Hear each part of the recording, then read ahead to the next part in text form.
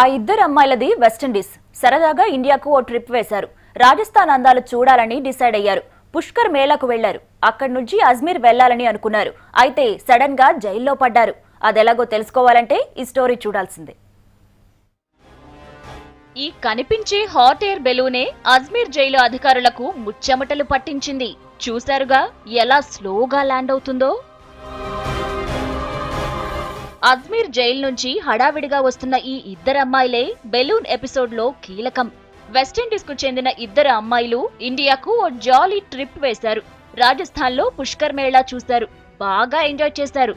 సరదాగా బెలూన్ ఎక్కి అజ్మీర్ కు బయలుదేరారు. ఇంకేముంది, వీరిద్దరిని తీసుకుని అజ్మీర్ బయలుదేరాడు బెలూన్ ఆపరేటర్.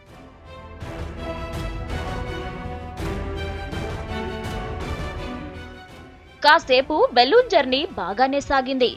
ఆహా, ఏమి హాయిలే అంటూ ఇద్దరు పాపలు పాట పాడుకునే లోపే గాలి బలంగా వీచింది. బెలూన్ కంట్రోల్ తప్పింది. ఎటేటో తిరిగింది. చివరకు అజ్మీర్ చేరుకుంది. అక్కడెక్కడో కాదు, అజ్మీర్ జైల్ ప్రెమిసెస్ లో ల్యాండ్ అయింది బెలూన్. ఉన్నట్టుండి ఆకాశం నుంచి బెలూన్ ల్యాండ్ అవడంతో జైల్ ఆఫీసర్స్ కు ఫ్యూజులు ఎగిరిపోయాయి. అయితే తర్వాత సీన్ అర్థమైంది.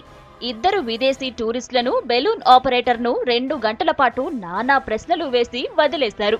బతుకు జీవుడా అంటూ జైపూర్ వెళ్లిపోయారు వెస్టిండీస్ టూరిస్టులు. से 2 विदेशी नागरिक आज पुष्कर घूमने आए थे। उन्होंने मेला देखा और करीब 5 बजे के आसपास ये बैलून में बैठे।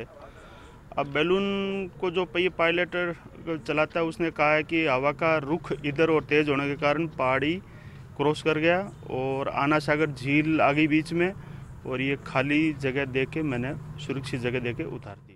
బెలూన్ ఆపరేటర్ మాత్రం ఫుల్లుగా బుక్ అయ్యాడు. నిషేధిత ప్రాంతమైన జైల్లోకి ఎంటర్ అయ్యాడంటూ కేసు పెట్టారు. లైసెన్స్